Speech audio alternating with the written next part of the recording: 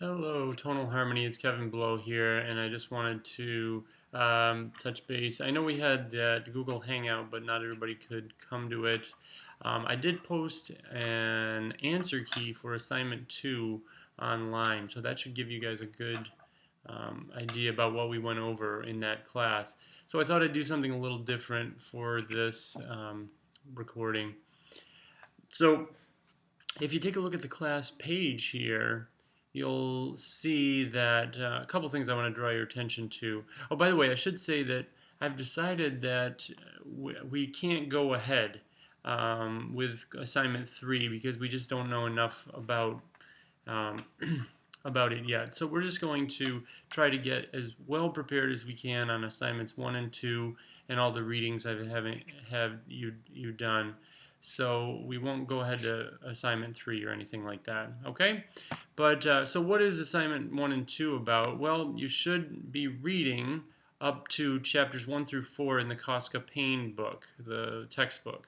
And you'll also be reading in the web text collection. That's a PDF that I published on the site. Okay, now if you look at assignment 2, you'll see that there's more. And of course, you are responsible for assignments 1 and 2, the actual written papers. But here in assignment 2, you're going to do, of course, assignment 2, which again I posted the answer key for already. And then, if you look at Koska Payne chapter 4 again, and 5, which is new, and then read the web text collection pages 13 through 20. So really, you have a lot of reading to do. If you haven't done that yet, you should do it because we've missed class. This is a way to acquaint yourself with the material as well as possible. Okay, but what I'm going to focus on today is the web text collection book. It has some musical examples in it, so I'll play those, talk about them a little bit. So here it is right here, the web text collection PDF file. So if you can't see mine very well, you should open yours up and maybe you'll be able to see that a little bit better, but maybe you can see it just fine on this screen. Okay, so it starts out with what we assume coming into this class about intervals, meters, different meters. Draw your attention to the fact that we're going to be studying the common practice period music, 1650 to 1900 European music. Okay. This is the overtone. Wait, no, what is this? This is just giving you an idea of how various pitches are referred to in both the texts that you're reading and also in this web text collection. Okay, C4 is middle C. You go up the scale. When you get to the next C, it's C5, C6, C7, etc. This is the overtone series, right? So if we play that note, all these other notes are sort of ringing as well.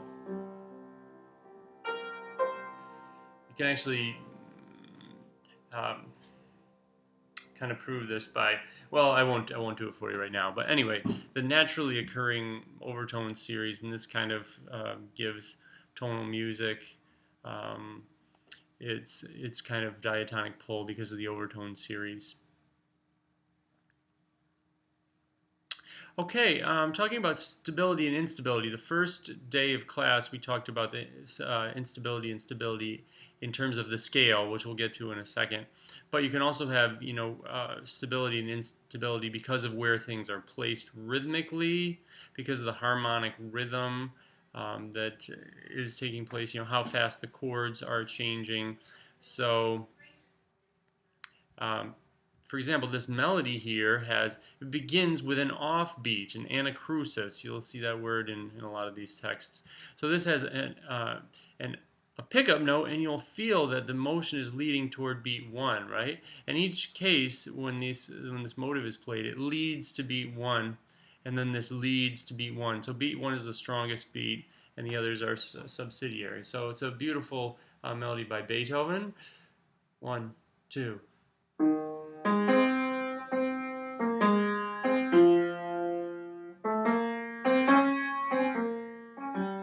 One, two, three.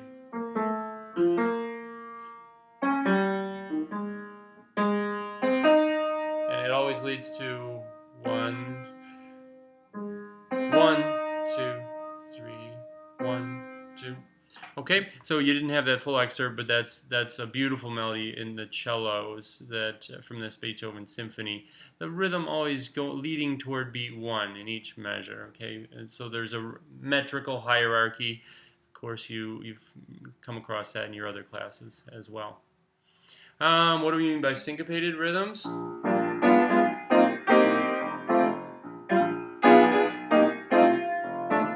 So if you're playing off the beats, right, of course, these are emphasizing off the beats. In popular music, we hear that all the time. These are all syncopations or offbeat accents. And although it's more common in music like this, it's also common in classical music. When we're talking about a phrase, we're talking about kind of the equivalent of a sentence of music, right? So this would all be part of maybe one long phrase. It could be analyzed different ways, but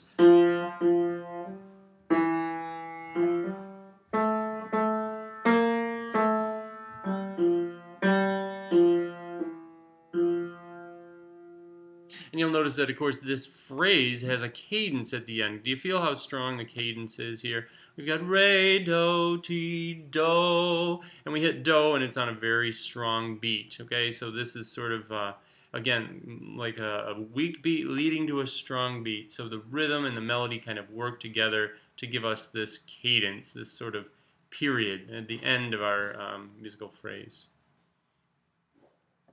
Okay, so if we go up in perfect fifths, we will get all the notes of the scale, but in a different order. So notice that if we start on F and go up and take all the notes, we get an F Lydian scale. But if we started on C with all these notes and put this F somewhere in the middle, then we get a C major scale. So just to draw your attention to the fact that, you know, a series of perfect fifths can create a diatonic scale. Okay.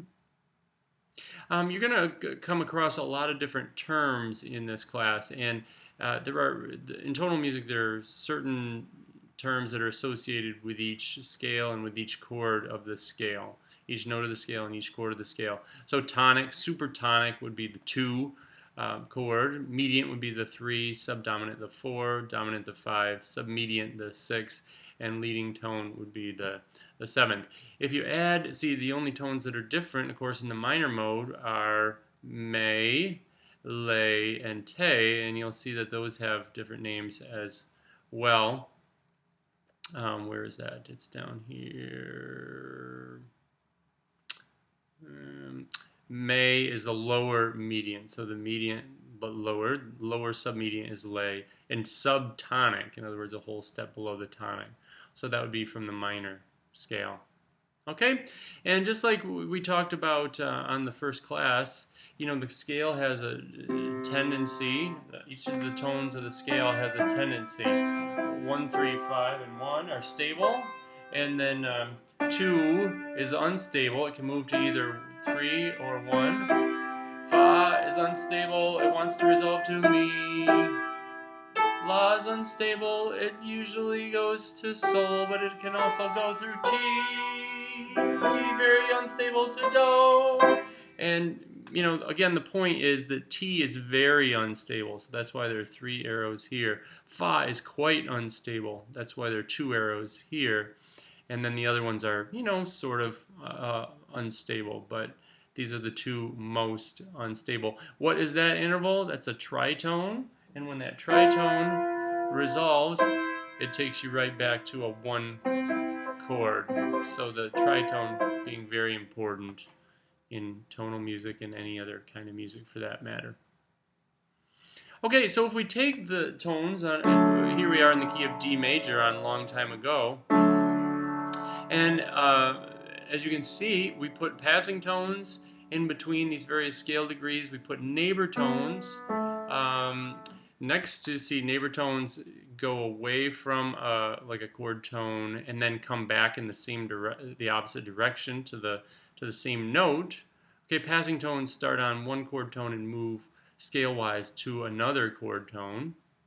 Okay, and so Incomplete neighbor tones don't go right back to the original note, but sometimes they leap to another incomplete neighbor and come back to the pitch. So this would be, people call it a double neighbor, or an incomplete neighbor tone, another incomplete neighbor tone. Okay, but so those are the types of motion you get. So if we sustain the D major chord, we can hear some of the passing tones and neighbor tones against it. Da, do, re, mi, fa, sol, la, sol, mi, sol, fa, mi, re, do. Do, mi, sol being of course the stable tones, and the re passing on to mi, and the fa passing on to sol. Okay, so again, just trying to draw your attention to the stable tones here of the scale, and the ones that occur in between: passing tones, neighbor tones, incomplete neighbor tones. Okay, and here trying to show you that the in the minor key, May is stable. Lay is very strongly moving down to Sol. So that would be a, so on a minor key, that Lay wants to go to Sol, Lay, Sol, because that's where the half step is. These tendency tones, the ones that are strongest, have the half step relationship. Lay to Sol, Sol, sorry. But Te is Te, Do. It doesn't have nearly as much tendency to go to Do as Ti, Do. Alright, so this is a melody in the minor, in E minor, so I should go.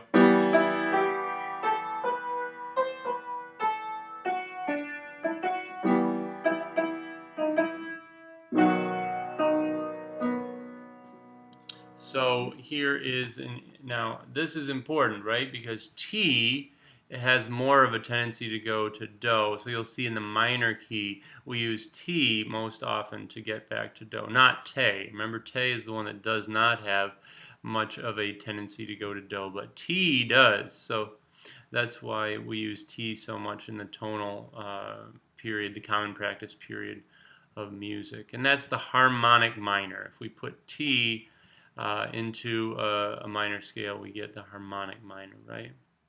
And then, of course, if we put the, so there's the harmonic minor.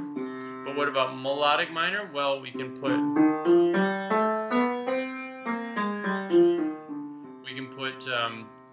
La and Ti into the scale on the way up.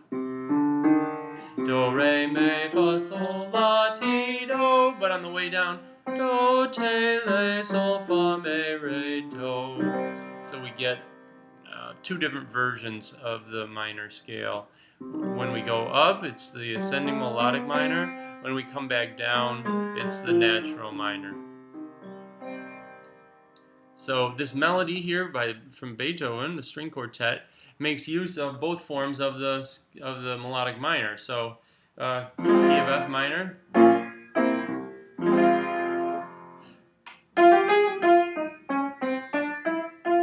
So on the way down, here's F, do, te, le, sol, la, ti, do. Okay, so this descending melodic minor, ascending melodic minor at the end. Get both versions of the scale. Okay, so cadences can be formed, harmonically. We were talking about a melodic cadence a little bit earlier when we went, I forget what key we were in, but re, do, ti, do. We said that was a melodic cadence, and ti was going to do. But you can also have harmonic cadences, and that's usually what we have because we have more than one note at a time, right? So perfect authentic cadence. The phrase is going to end on do. It'll be a 5-1 cadence, and it's expressed by either re or ti. So re, do. That's a perfect authentic cadence. Or ti, do in the melody. Re, do, ti, do. Imperfect, perfect authentic cadence, right? If we have an imperfect authentic cadence, we still get a 5-1, but we're going to end on mi. So how about this one? Maybe something like fa, mi. we still have the 5-1 in the bass, but we have now fa mi, so it's a little bit unresolved. It's not quite as resolved, so it's called an imperfect authentic cadence. Okay, and then half cadence is usually when you stop on the 5. So here's 5-1, but we could end 1, 2, 3, 4, 5. So now we ended on the 5 chord, and we didn't go back to the 1, so that's a half cadence. Okay, intervals within the scales. You can read up on this on your own. I was talking a little bit about the tritone resolution, where fa goes to mi and ti goes to do. Okay, so those tendency tones, again, just drawing your attention to the fact that this tritone, it really has a tendency to resolve strongly, and that gives us our 5-1 type cadences and 5-1 tonal harmony progressions. Okay, here's the tune we talked about in the first class in Beethoven's Symphony No. 9, the Ode to Joy theme, which is in D major. So it has a lot of notes, stable notes in the key of D major, right? The F sharps and the A's and the D's, and in between it has some passing tones. So mi, fa, passing tone, sol, sol, passing, mi, stable, re, passing do, passing mi, mi, re, re, unstable.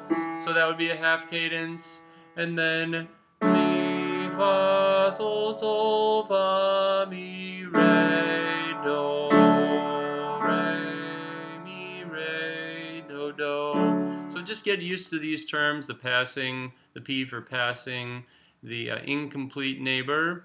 So here we have re, re. Now we're in a dominant harmony, right? So re is going to be more stable, and we have da da. Those are incomplete neighbors compared to re, because we're now on the 5 chord. Re, mi, fa, mi, do, re. Mi, fa, mi, re, do, re, sol. Okay, that's all kind of on the dominant. Now mi becomes stable again. Mi, mi, fa, sol, sol, fa, mi, re, do, re, mi, re, do, do. And we have a little perfect authentic cadence at the end. So the melodic structure, making use of the stable tones of the scale and also some passing tones, etc. Okay, figured bass, an important topic for tonal harmony. And why? Because the bass tone is not always the same as the root in tonal harmony. We have lots of inversions that are used. So we have to get used to these figured bass. Again, if you look at my videos on assignment 1 and assignment 2, you will you'll get some practice on these, but this is a good kind of hint. For root position, remember, we don't have any figures at all. It's 5-3, but we don't have to put any figures at all. The first inversion is 6-3, but we have to put 6, that's the shorthand, and etc. So these are all the shorthands for the various triads and seventh chords in tonal harmony. So if you put them together, it's like a phone number. You could just memorize this. Before we had cell phones, we actually had to memorize phone numbers and keep them in our mind all the time. 664-765-4342.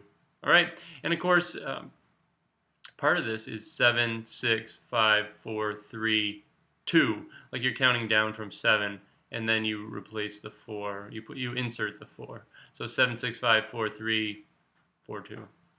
All right, 664-765-4342. Good phone number to remember to keep your figured bass straight for tonal harmony. Okay, the point here is that if you have a 5-3 chord or root position chord, there are many different iterations of it. Okay, these are all C major 5-3 chords. So you never know what the voicing is going to be above it. The figured bass just tells you what chord it is and what the intervals above the bass note are. Okay, we're going to see as we study tonal music that a lot of what happens is an alternation between tonic and dominant.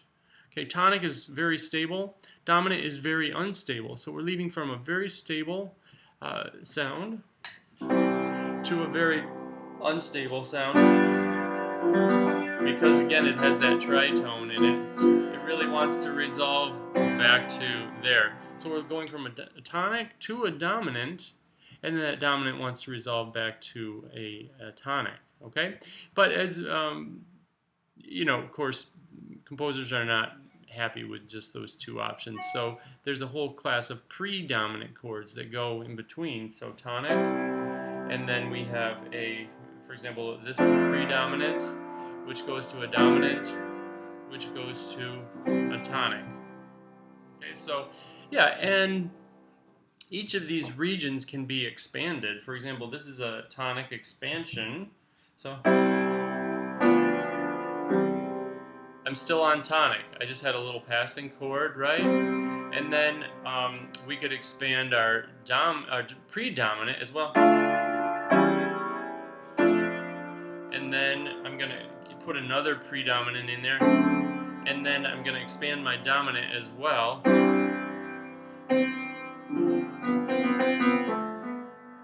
And finally get back to my tonic. So you can see that we don't just play tonic, subdominant, dominant, tonic, and that's it. You know, there's a lot of tonal expansion that goes on, and that's what makes music music, and that's what makes the music wonderful that we're studying in this class. Okay, as you've been reading, you know, there's some guidelines for how you should write triads. For the most part, we're going to be studying triads in this course, and then seventh chords are used occasionally, especially the 5/7. But it's a fairly, you know, triadic world. A lot of these tonal music compositions from say the classical period. And here are some guidelines, right? Double the root on a root position triad, but don't double the leading tone, T. So if you have a 7 chord, you should avoid that T, doubling the T. Okay. You'll see some guidelines for first inversion triads, for diminished triads. Second inversion triads, you double the bass. That's not the root in a second inversion, right? Diminished triads occur in first inversion. So you'll see some guidelines here for both the use of triads and seventh chords. You know, part of what we do in this class, we will spend some time on this, so I'm kind of glossing over it now, but we will get into it quite a bit. Okay, and we made the point at the beginning on the first class that keyboard texture is very similar to chorale texture, just usually has a lot more rhythm. I'm going to try to play this Beethoven sonata.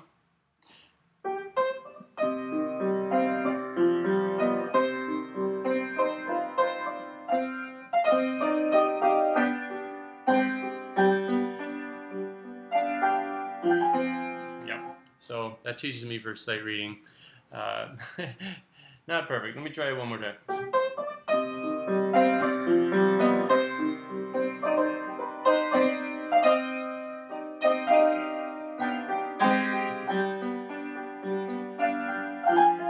Okay, so anyway, it goes a lot faster, and if I had practiced, I could really show you how it goes. But at any rate, it breaks down to, if you look at the lower staff,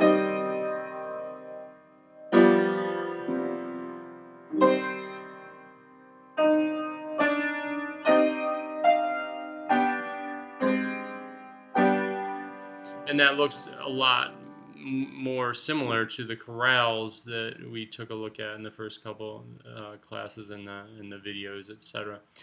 So A lot of times you're adding rhythm to the keyboard part to make it interesting and driving the rhythm along, but really if we reduce it, we can reduce the texture back to something very similar to a chorale framework. Okay, so when we're dealing with 1 and 5, there's some common patterns that just naturally happen. I just played the wrong chord in the middle. So you'll see a lot of things like mi, re, do patterns in the soprano, right? This is a mi, re, do.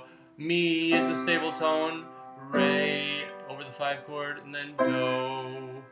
Okay, and then take a look at the tenor part here. Here's another common pattern with 1-5-1. Do, ti, do. And of course the bass is playing the roots, so do, sol, do. These are all very common patterns that happen when we're alternating between 5 and 1. We can expand 5 and 1 like I was talking about before, but this is a little bit simpler version. So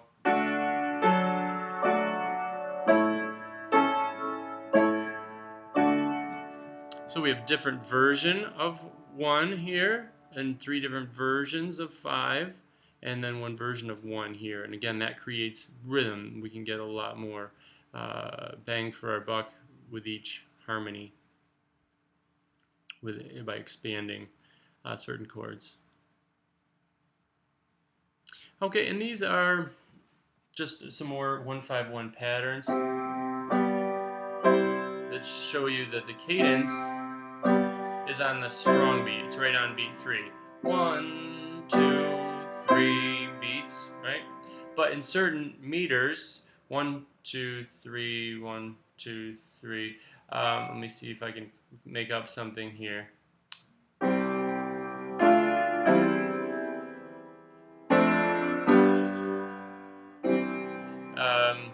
See how this cadence here, this is on a strong beat, but the 1 chord comes on a very weak beat.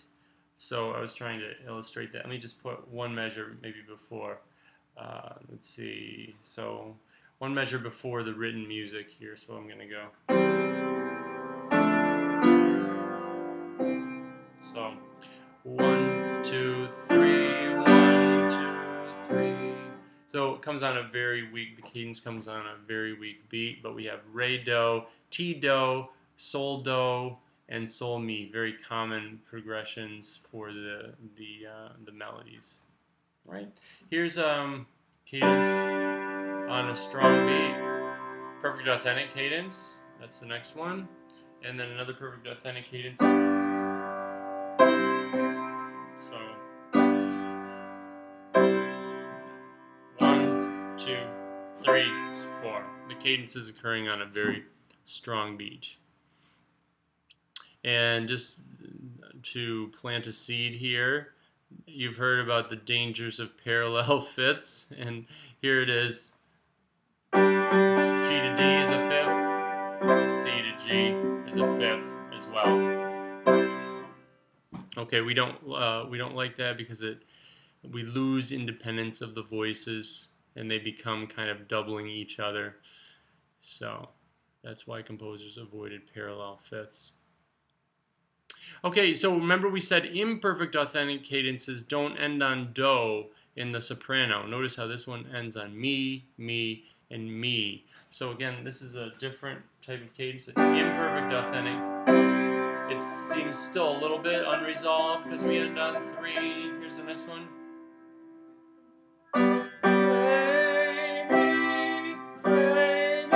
Unresolved. And fa, mi. A little bit unresolved there in each of the soprano notes. So what pitch the soprano has is very important to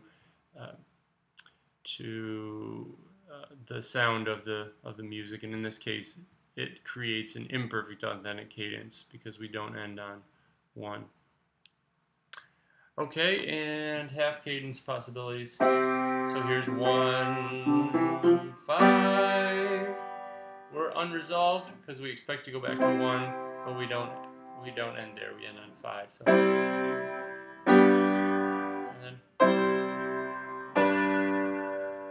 unresolved because it wants to go back to 1 and doesn't. Okay, and finally, kind of the last thing I'm going to talk about today. In the minor mode, that sounds very modal, very natural minor, like something, progressions that, you know, uh, some popular artists would use today, but this is what they used in the classical period. You hear the difference between that do, ti, do. If you put T on a 5 chord, then it becomes major, and we get a lot stronger feeling of cadence because the T is leading up to do. Okay, we'll get into the dominant 7th resolution in the next class, but I just thought I would draw your attention to this. A lot of students blow off this reading, but it's really, this is, especially because we haven't been having class, this reading is going to be a really good way to cement some of the concepts in your mind from class. So I encourage you to do the weekly readings out of the web text collection, and before you do the assignments, and you'll leave a lot less confused about what to do. So, all right, well, I will see you on Monday, and thanks for watching. As I said at the beginning of the video, I'm holding you responsible for assignments 1 and 2, plus all the reading that goes along with those assignments. Look at the website and make sure you're checking off those pages.